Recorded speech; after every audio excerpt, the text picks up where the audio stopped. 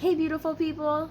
So today is part 2 of my how to make choreography class.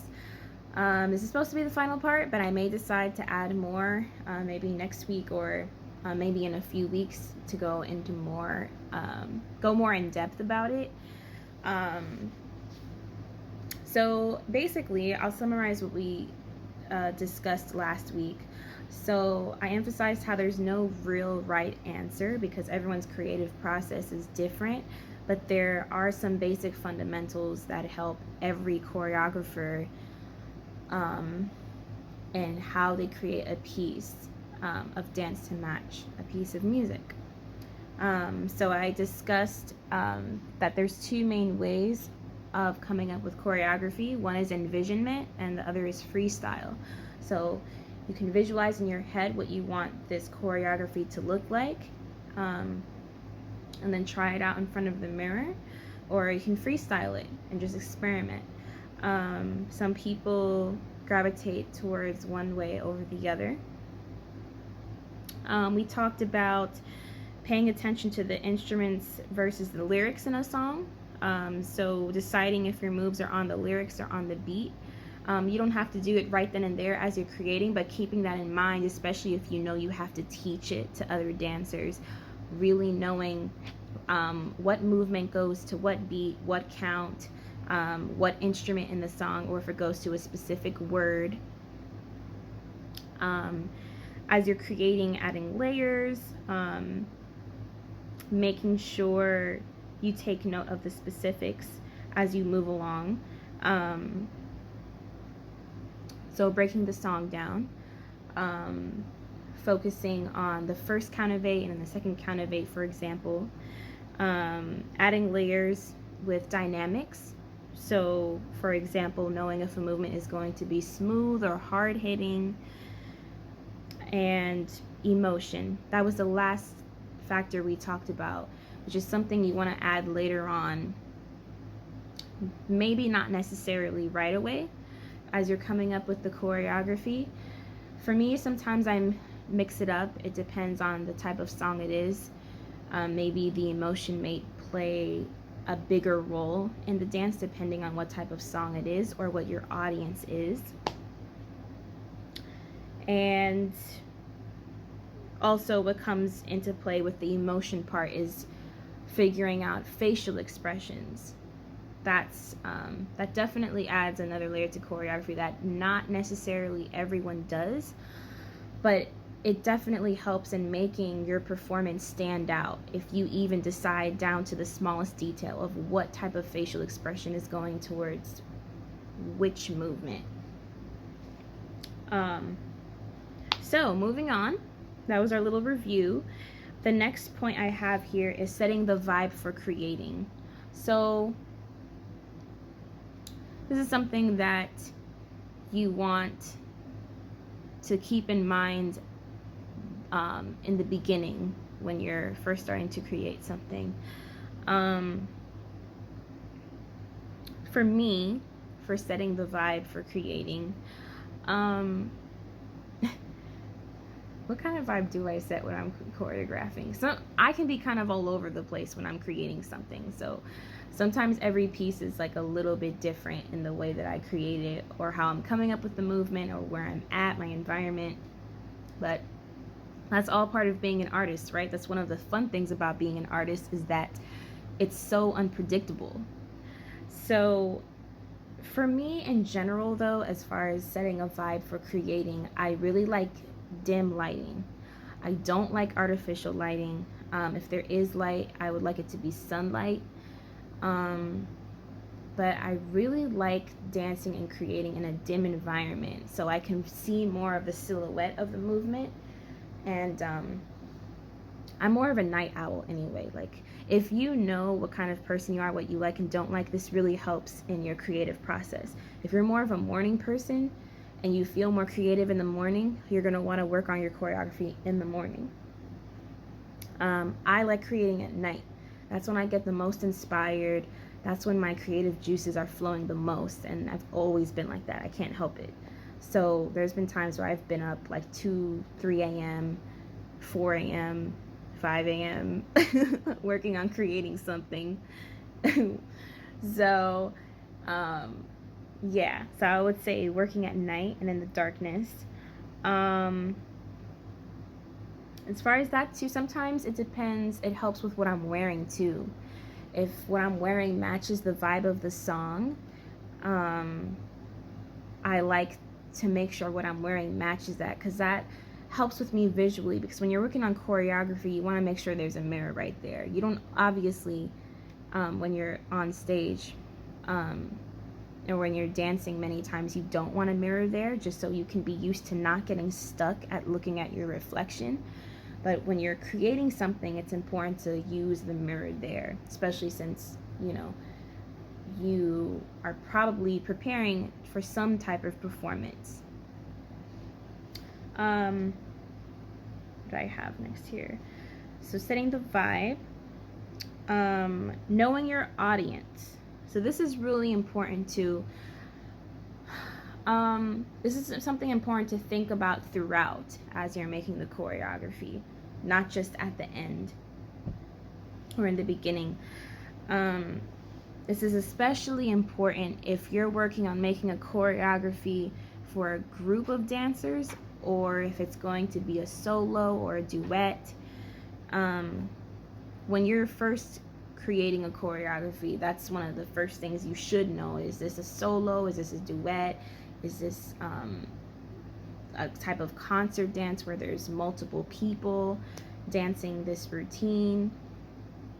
Obviously, there's more layers of difficulty if you're adding more and more people. Because when you're creating a choreography with groups of people, you want to change it up a little bit for the visual appeal. You don't want an entire group of dancers to be dancing one routine the entire time without changing up formations, without possibly breaking down smaller groups of these dancers doing a slightly different movement,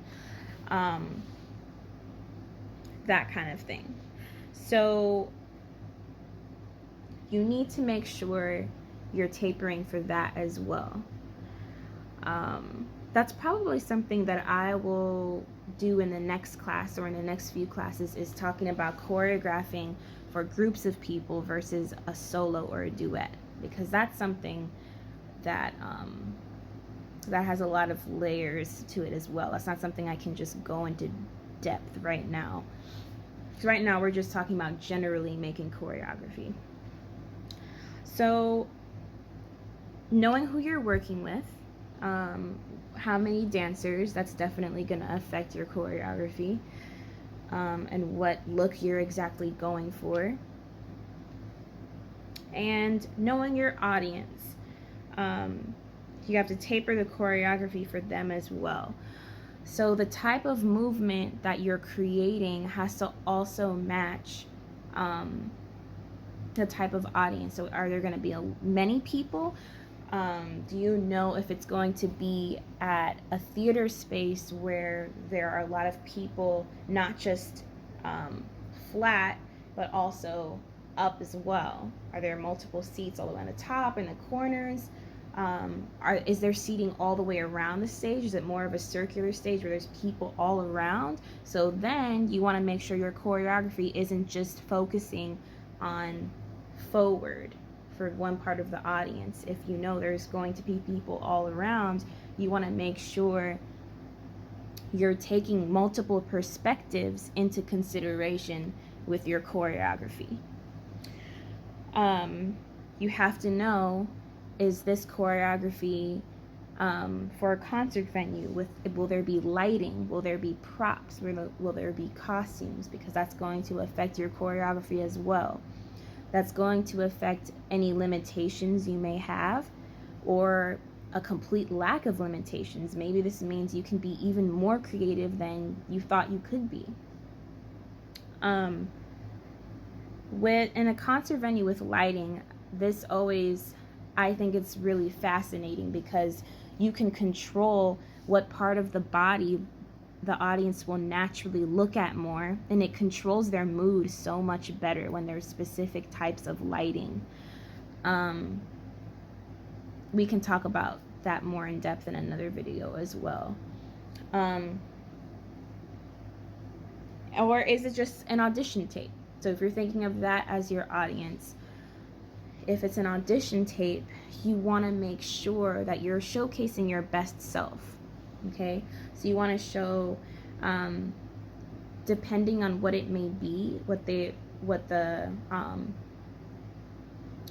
person who's viewing your audition tape, you have to take into consideration of what they're specifically looking for.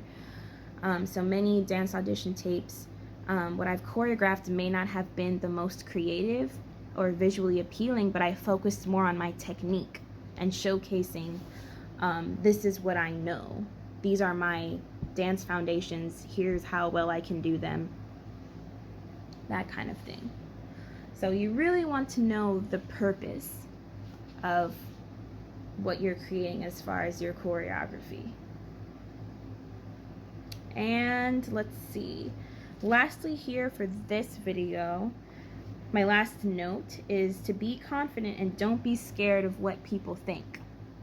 So confidence is one of the most important characteristics to have when you're dancing, with anything in the arts, with any, just in general in life, we know this, right? But especially when you're performing, because if you're not confident, people will feel that when they're watching you.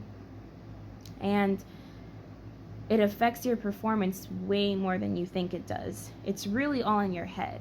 Even if you know that you don't know the choreography that well, or maybe you haven't had much experience with choreographing, or maybe you feel like you're stuck in the same 3 movements that you've been doing, and you feel stuck in a creative sense, and you can't get out of the same movement, which happens to all of us. The more confident you are, the more free your mind becomes. Once again, this goes with anything in your life, anything that you may be doing. So lack of confidence really limits your mind in every single way, which then in turn limits your body. The more insecure I feel about creating something or performing, the more that affects how I'm actually dancing and how I view myself in front of the mirror. So for example, if say there's a day where I just feel really down, I feel really stressed out, and it's time to choreograph, sometimes it can turn out to be a really good thing because I feel like I'm having an artistic release while I'm dancing and choreographing, and sometimes it actually puts a limitation. If that stress from the day really affects my confidence specifically, because you can be stressed and still be confident. If I'm stressed and somehow it's affecting my confidence, my creativity dims down. I notice my mistakes so much more in front of the mirror than I should be. And I get overly critical about myself and how I look. And you don't want that in your creative process. So you want to be as open as possible to all the different possibilities of movement. There is an infinite number of ways that we can move. Of course, we have limitations with gravity and things like that. But even then, nowadays, especially with things like postmodern dance, they're combining technology with dance. So there's so many more possibilities of how you can move. And when you're creating by yourself, that's the best time to just really be free, because nobody else is watching you. Once you get more confident, you'll be able to choreograph in front of people and not care what they think. But that's so important to keep that in mind, because that's usually when the best ideas come, is when you're the most confident in yourself and you're really not caring about what other people think about you. At the end of the day, everyone is unique in their own way, and how they make art and how they think and how they act and what they say. We're all so unique. And yes, of course, in dance training, there's fundamentals and technique that we learn that every professional dancer or choreographer should know. But you don't want to get so lost in that and thinking of how you should look or how you should create to match a cookie cutter form of an artist, or maybe famous artists that you look up to a lot and seeing what they're doing. Even if they're doing something that's great, it's fine to get inspired by them, but you don't want to let that take away from your individuality.